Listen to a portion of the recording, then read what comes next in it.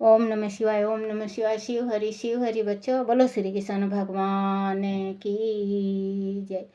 सदा भवानी दाहिने सम्मुख रहो गणेश, रामा सम्मुख रहो गणेश। पांच देव रक्षा करो, ब्रह्मा विष्णु महेश, सियापति राम। जय जय राम।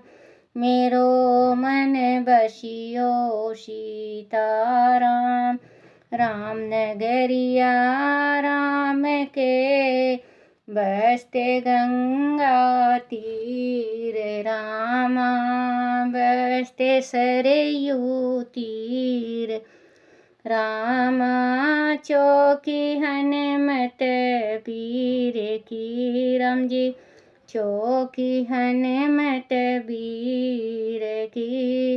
बोलो सियापति रामचंद्र भगवान की जय। बोलो गणेश भगवान की जय। अपने अपने माता पिता की जय। अपने अपने गुरुदेव महाराज की जय। शिव पुराण की जय। शिव पुराण में भाइयों के उपलम्ब से अंधक का तप करना और वर पाकर त्रिलोकी को जीतकर स्वच्छाचार में प्रवृत्ति होना। उनके मंत्रियों द्वारा शिव परिवार का वर्णन। पार्वती के सुदृश पर मोहित होकर अंधक का वह जाना और नंदीश्वर के साथ युद्ध। अंधक के प्रहार से नंदीश्वर की मूर्छा। पार्वती के आवाहन से देवियों का प्रकट होकर युद्ध करना। शिव का आगमन और युद्ध। शिव द्वारा शुक्राचार्य का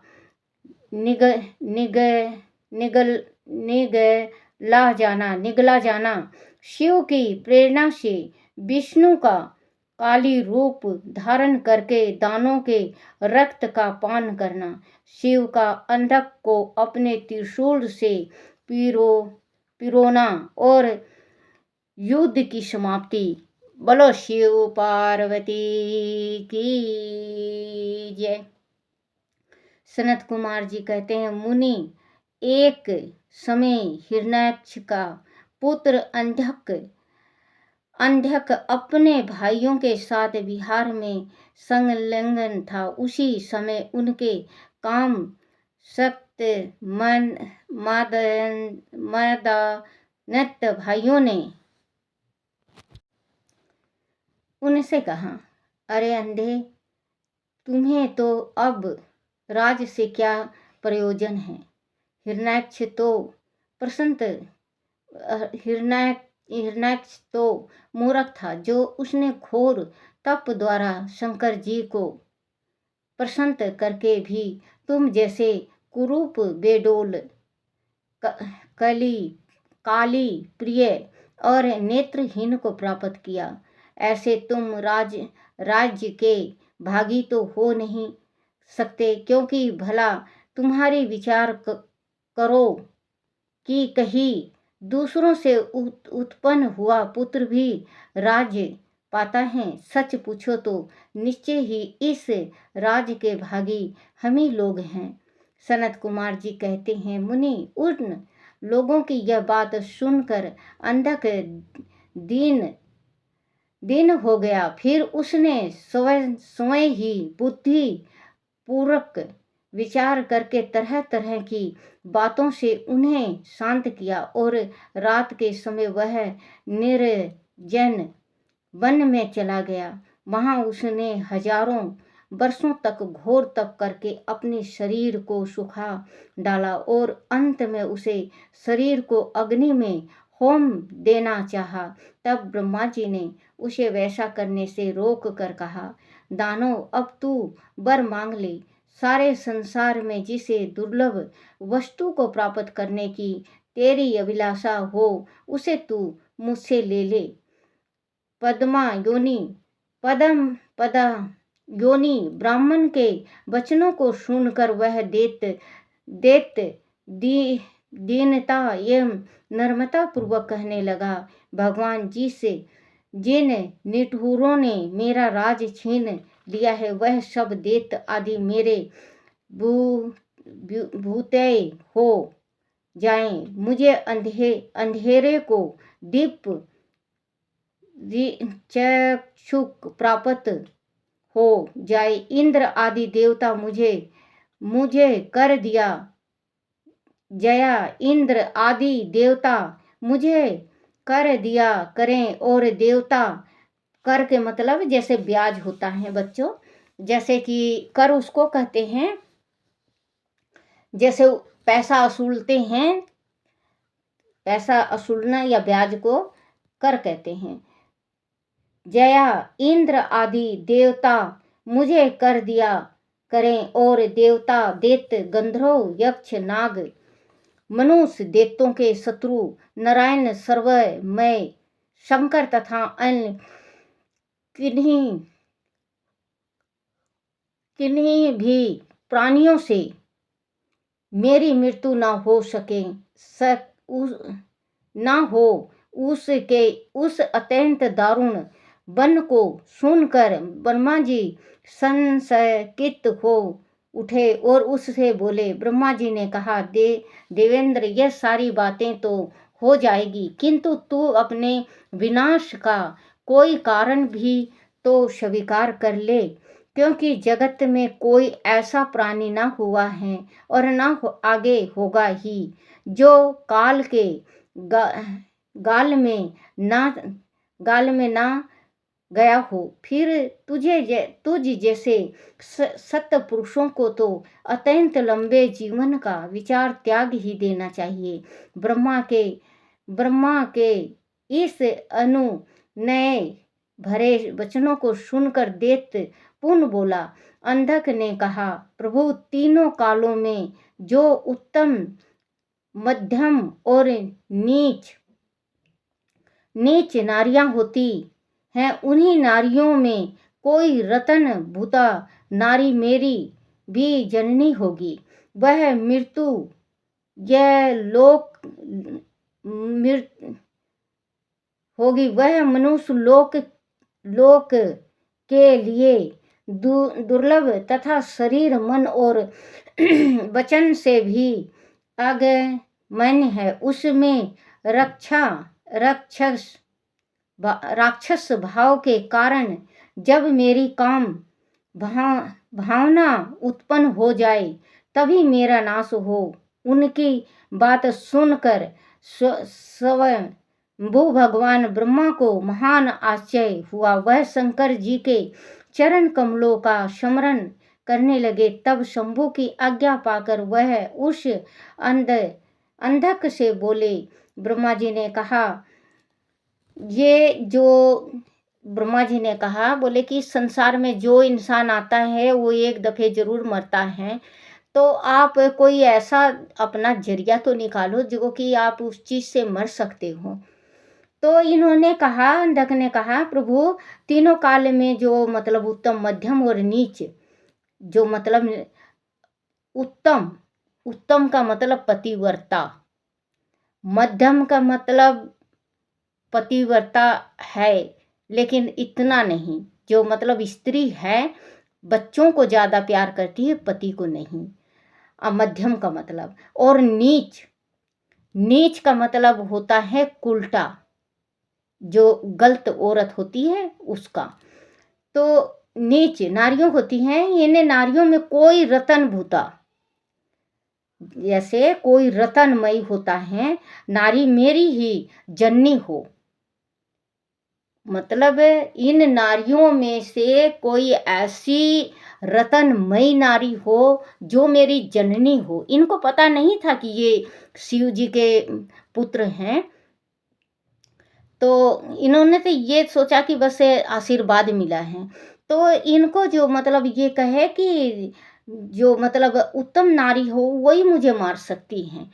तो पार्वती थी बच्चों, इनकी माता तो पार्वती थी। शिव जी का पुत्र है तो माता पार्वती का भी पुत्र हुआ ये। और माता पार्वती ही मारेंगी। तो होगी वह मनुष्य लोक के लिए दुर्लभ तथा शरीर मन और वचन से भी अब आगमन है। उसमें राक्षस भावना के कारण जब मेरी काम कहते हैं कि जिस टाइम मेरी राक्षस भावना के वजह से काम जग जाएगा, जो मेरी जननी, जो मेरी माँ, उसके ऊपर मैं को दृष्टि डालूंगा, तो वो मेरे अंत का समय होगा, मेरा जीवन का अंत होगा। तो ये माँ पार्वती के ऊपर गंदा नजर डाल देते हैं, तो इनकी मृत्यु होती है। फिर दुर्लभ तथा शरीर मन और वचन से भी आगमय है। उसमें राक्षस भावना के कारण जब मेरी काम भावना उत्पन्न हो जाए, तभी मेरा नाश हो। उसकी बात सुनकर स्वयंभू भगवान ब्रह्मा को महान आश्चर्य हुआ। वह शंकर जी के चरण कमलों का स्मरण करने लगे। तब शंभू की आज्ञा पाकर वह उस अंधक से बोले। ब्रह्मा जी ने कहा, देवेश्वर, तू जो कुछ चाहता है तेरे वह सभी सकाम वचन पूर्ण होंगे। देवेंद्र, अब तू उठ, अपना अभीष्ट प्राप्त कर और सदा वीरों के साथ युद्ध करता रहे। मुनीश हिरण्याक्ष पुत्र अंधक के शरीर में नसें और हड्डियों ही शेष रह गई थी। वह ब्रह्मा के ऐसी वचनों को सुनकर शीघ्र ही भक्ति पूर्वक उन लोकेश्वर के चरणों में लौट गया और उस प्रकार बोला। अंधक ने कहा, विभो, जब मेरे शरीर में नसें और हड्डियां मात्र ही शेष रह गई है, तब भला इस देह से शत्रु सेना में प्रवेश करके मैं कैसे युद्ध कर सकूंगा। अब आप अपने पवित्र हाथों से मेरा स्पर्श करके इस शरीर को मसाल बना दीजिए। बच्चों, क्योंकि इनकी हड्डी थी, शरीर में सिर्फ नस था। अब युद्ध में खड़े हो जाते उस भेष में, तो बच्चों कोई भी एक थप्पड़ मारता और इधर उधर फेंक देता, क्योंकि जब तक शरीर में जान नहीं दिखता है ना, जब तक आगे जो कभी लड़ाई हो जाए और आगे बंदा लड़ रहा है, आपके शरीर में जान नहीं है, तो वो एक रेपटा मार के आपको इधर उधर कर देगा। तो अंधक कह रहे हैं कि भगवान, मैं आपने सब वरदान तो दे दिया और मैं अब उठ के भी खड़ा हो गया हूँ, लेकिन मेरे शरीर को तो देखो, मच्छर मल हो गया हूँ। मुझे देख के तो कोई भी युद्ध में नहीं जा सकता ना। मैं आप कोई ऐसा वो करो जो मेरे शरीर में हाथ फेरो, हमारे शरीर के स्पर्श करो, मेरे शरीर के ऊपर जो मांस भर जाए, मेरे गोल मटोल हो जाऊं मैं, जो तंदुरुस्त पहलवान दिखूं, जब तो मैं दुश्मनों से लड़ सकता हूं। प्रवेश करके मैं कैसे युद्ध कर सकूंगा। अंत अब आप अपने पवित्र हाथों से मेरा स्पर्श करके इस शरीर को मसाल बना दीजिए। सनत कुमार जी कहते हैं, महर्षि अंधक की प्रार्थना सुनकर ब्रह्मा जी ने अपने हाथ से उसके शरीर का स्पर्श किया और फिर वह मुनि गणों तथा सिद्धेश मुनियों, सिद्ध समूहों से भली भांति पूजित हो देवताओं के साथ अपने धाम को चले गए। ब्रह्मा के स्पर्श करते ही उस दैत्यराज का शरीर भरा पूरा हो गया, जिससे उसमें बल का संचार हो आया तथा नेत्रों के प्राप्त हो जाने से वह सुंदर दिखने लगा। तब उसने प्रसन्नता पूर्वक अपने नगर में प्रवेश किया। उस समय प्रहलाद आदि श्रेष्ठ दानों ने जब उसे वरदान प्राप्त करके आया हुआ जाना, तब वह सारा राज उसे समर्पित कर उसके वशवर्ती भूतय हो गए। तदनंतर अंधक सेना और भूतिक वर्गों को साथ ले स्वर्ग को जीतने के लिए गया। वह संग्राम में समस्त देवताओं को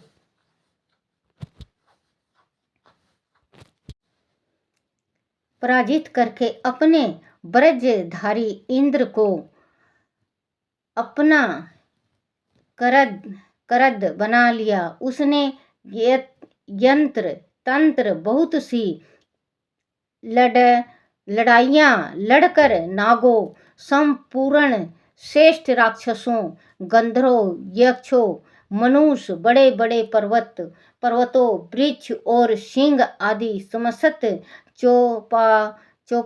चौपायों को भी जीत लिया। चौपारों को भी जीत लिया। वहां तक कि उसने चराचर त्रिलोकी को अपने वश में कर लिया। तदनंतर वह रसातल में, भूतल पर तथा स्वर्ग में जितनी सुंदर रूप वाली नारियां थी, उनमें से हजारों को, जो अत्यंत दर्शनीय तथा अपने अनुकूल थी, साथ लेकर विभवन पर्वत पर तथा नदियों के रमणीक तटों पर विहार करने लगा। दैत्यराज अंधक सदा दुष्टों का ही संग करता था। उसकी बुद्धि मद से अंधी हो गई थी, जिससे उस मूढ़ को इसका कुछ भी ज्ञान नहीं रह गया कि परलोक में आत्मा को सुख देने वाला भी कोई कर्म करना चाहिए। इस प्रकार वह मनस्वी दैत्य उत्तम हो और अपने सारे प्रधान पुत्रों को कृत करवादस्य पराजित करके देव सहित संपूर्ण वैदिक धर्मों का विनाश करता हुआ विचरण करने लगा। वह धन के मद से अभिभूत हो वेद, देवता, ब्राह्मण और गुरु आदि किसी को भी नहीं मानता था। पर बंदवश उनकी आयु समाप्त हो चुकी थी। इससे वह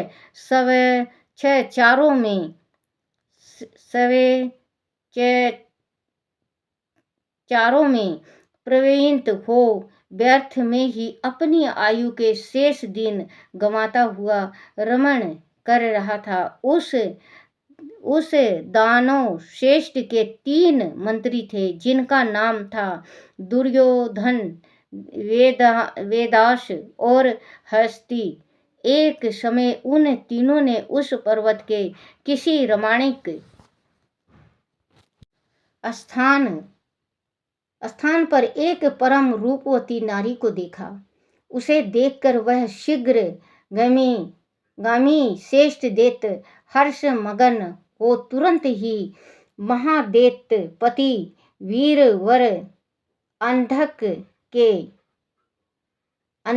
के पास पहुंचे और बड़े प्रेम से उसे देखी हुई वह घटनाएं वर्णन करने लगे। बोलो शिव पार्वती की जय। ओम नमः शिवाय, ओम नमः शिवाय, ओम नमः शिवाय बाबा, ओम नमः शिवाय, ओम नमः शिवाय भोले, ओम नमः शिवाय, ओम नमः शिवाय शंकर, ओम नमः शिवाय, ओम नमः शिवाय, ओम नमः शिवाय, ओम नमः शिवाय बाबा, ओम नमः शिवाय, शिवाय नमो, शिवाय नमो, शिवाय नमो, शिवाय नमो, शिवाय नमो।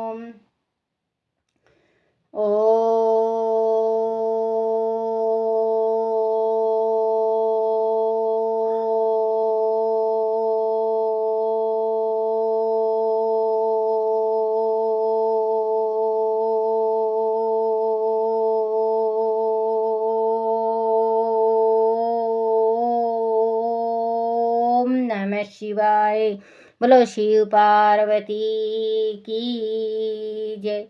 अपने अपने गुरुदेव महाराज की जय। छोटे छे लड्डू गोपाल की जय।